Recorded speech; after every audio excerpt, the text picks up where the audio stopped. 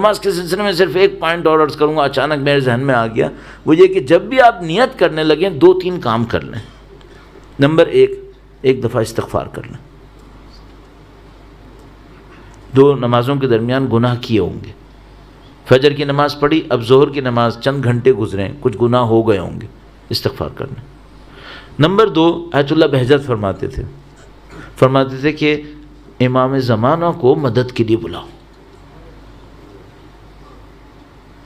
یہ وہ جگہ ہیں جہاں ہمیں بہت زیادہ مدد چاہیے، ہمیں ان کی ہر جگہ مدد چاہیے۔ ہم خدا کی طرف جا رہے ہیں، ہمیں ان کی مدد چاہیے۔ ایک تیسرا چھوٹا سا کام اور عرض کروں گا آپ کی خدمت میں۔ نماز پڑھنا ہے نا، آپ نے کہنا ہے قربتاً الی اللہ۔ جہاں کہیں قربتاً الی اللہ کہنا ہے وہاں میننگ سوچیے گا، قربت کا مطلب کیا تھا؟ اور قربت کا مطلب میں نے آپ سے کہا تھا کہ خدا کی جو صفاتیں ہیں وہ میرے اندر بڑھ جائیں۔ تو جب بھی آپ کہنے لگیں قربتاً الی اللہ، اس کانسیپٹ کو سوچ لیجیے گا، خدا یہ جو 2 رکعت نماز پڑھ رہا ہوں وہ اس لیے پڑھ رہا ہوں تاکہ میری کوالٹیز تیری کوالٹیز کے نزدیک آ جائیں۔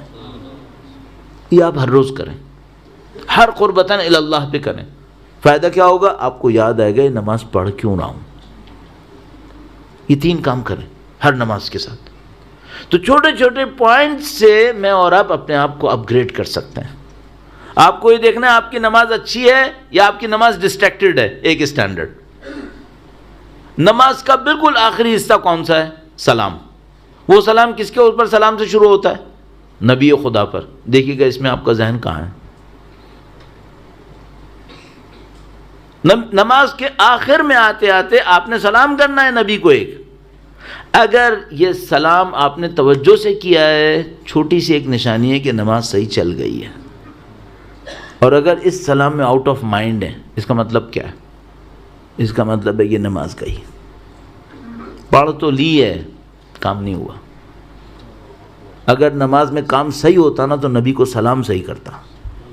اسٹینڈرڈ بنا لیں، آپ کی زندگی دیکھیں پھر کیسے مزے سے چلتی ہے۔